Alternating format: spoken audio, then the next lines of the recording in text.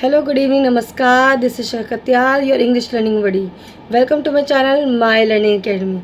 तो जैसा कि आपको पता है कि हम क्लास 8th की इंग्लिश ओलंपियाड की स्टडी कर रहे हैं और जिसमें कि 4 सेक्शन होते हैं, आपको पता ही है। चलिए फिर से इसको एक रिकैप दे देती हूँ।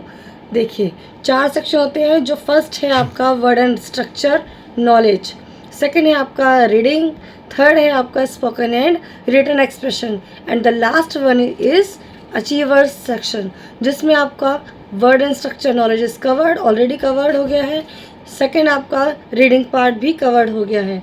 आज हम करेंगे आपका थर्ड सेक्शन जो है स्पोकन एंड रिटन एक्सप्रेशन। ठीक है, तो इसमें क्या होता है, इसमें मोस्टली आपको इडियम्स ऑफ प्रोवर्ब के मीनिंग ही बताने होते हैं या फिर उनको फिलअप करना होता है। तो चलिए देखते हैं इसमें क्या है। आज इसको हम सॉल्यूशन करेंगे आज। तो देखिए फर्स्ट क्वेश्चन है, आपकी स्क्रीन पे विजिबल हो रहा है। देखिए जैकब कहता है Roma struggled to break free from her suffocating past, so with determination she snipped the dash and embraced a new path. Option A purse strings, option B trust strings, option C apron strings and option D string beans. तो आपको इसका right answer बताना है।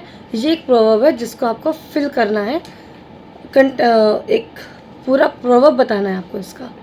तो बताइए इसका सही proverb क्या होगा कि जैकब कहता है रोमा ने स्ट्रगल किया to break free from her suffocating past, मतलब कि सफ़र किया, अपना जो पास्ट उसका बहुत गंदा था और उससे एकदम सफ़र बहुत किया एंड वो बहुत डिटरमाइन रही, फर्म रही अपनी बातों पर, अपनी नेचर पर, और उसने स्निप किया द डैश, क्या स्निप किया उसने, एंड एम्ब्रेस किया मीन्स कि वेलकम किया न्यू पाथ को। उसने अपनी वो वाली लाइफ छोड़ दी, स्ट्रगल वाली लाइफ छोड़ दी और न्यू पाथ को उसने वेलकम किया, एम्ब्रेस किया। तो इसको फिल करेंगे सुटेबल प्रोवर्ब कंप्लीट करके। तो क्या होगा बताइए।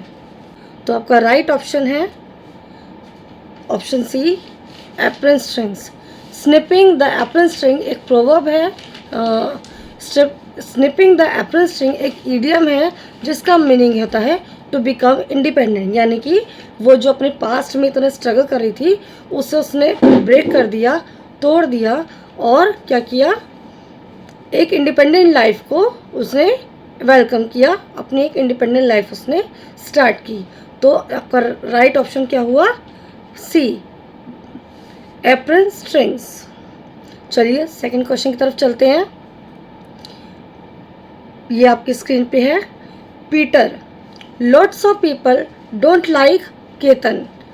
पीटर कहता है कि बहुत सारे लोगों को केतन पसंद नहीं है। डैश सो यू जज फॉर योर सेल्फ। तो अब इसमें कौन सा इडियम आ सकता है, ये देखिए क्या इससे पूछा गया है।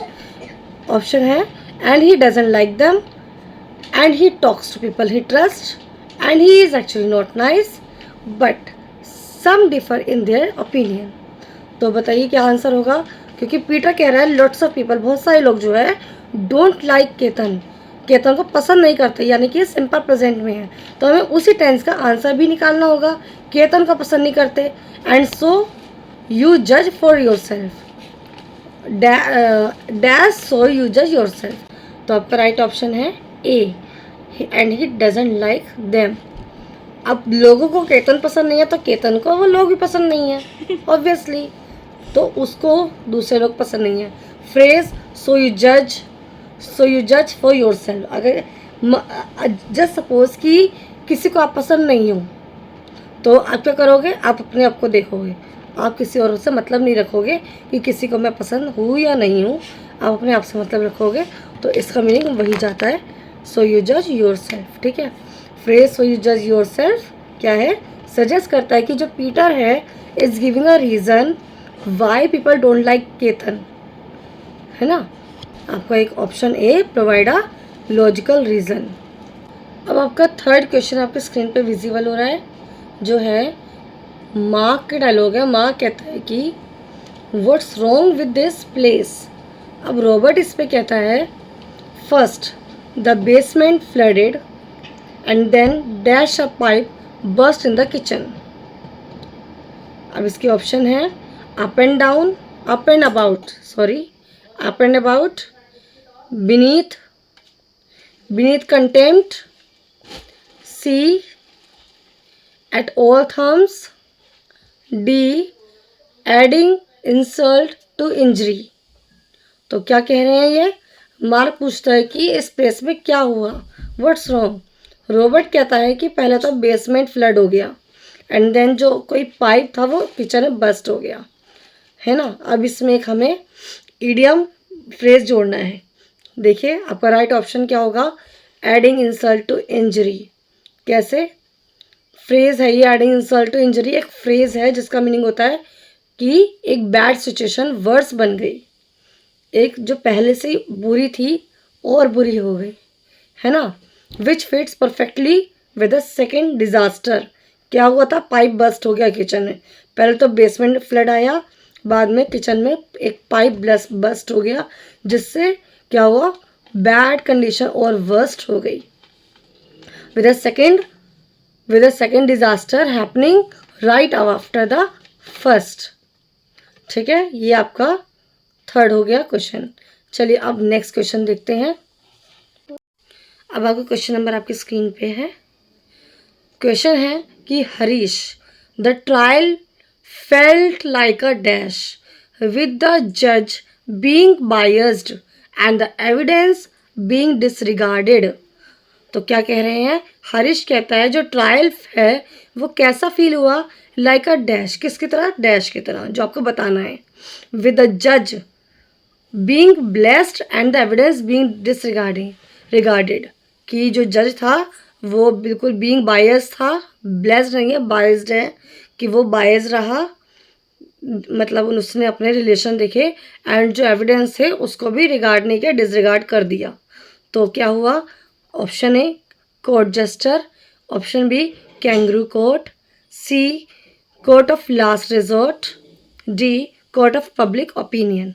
इसका आपका राइट आंसर है बी ऑप्शन, कैंगरू कोर्ट, जिसका मीनिंग है कैंगरू कोर्ट जो है रिफर करता है कोर्ट, एक कोर्ट को जो डिसरिगार्ड्स जस्टिस करता है, जो नहीं करता जस्टिस को, डिसरिगार्ड करता है, न्याय नहीं रखता है, वो अन्याय भी करता है, वो चीज़ों को देख के कि कौन उसका अपना कौन नहीं है, किसको उसको जजमेंट अच्छा देना है, किसको नहीं देना, वो देखता है।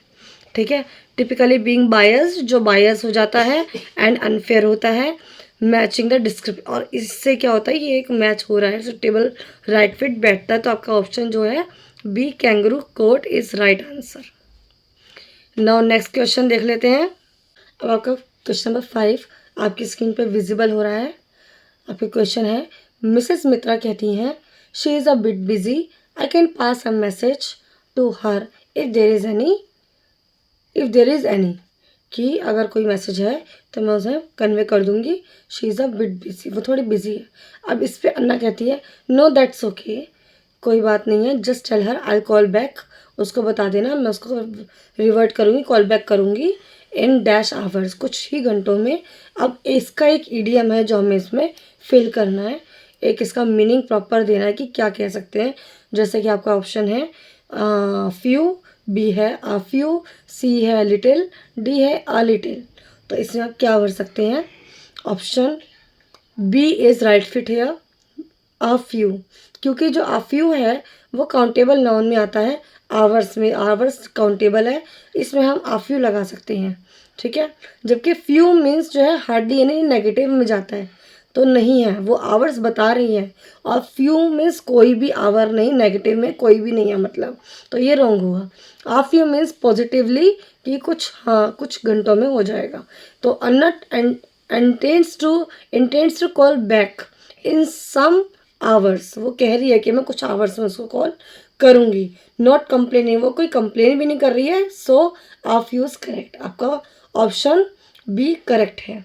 तो ये हमने 4 के 4 यहाँ पे सॉर्ट आउट कर लिए हैं इस सेक्शन के, जो आई होप आपको समझ में आ गए होंगे। और फिर भी आपको कुछ प्रॉब्लम लग रही होगी तो प्लीज़ कमेंट बॉक्स में अपना कन्फ्यूजन ज़रूर भेजिएगा।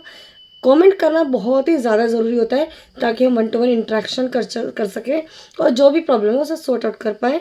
आपको कमेंट बहुत ज़्यादा ज़रूरी है, प्लीज़ कमेंट ज़रूर किया कीजिए। और अगर आपको वीडियो पसंद आई हो तो लाइक शेयर सब्सक्राइब करना नहीं भूलना, अपने फ्रेंड्स से भी ज़रूर कहना, उनको भी शेयर करना ताकि उन्हें भी इसका बेनिफिट मिल पाए। Last but not the least, if you want to learn English with ease, follow Shikha please. Thank you. This is Shikha Katyal signing off. Bye bye.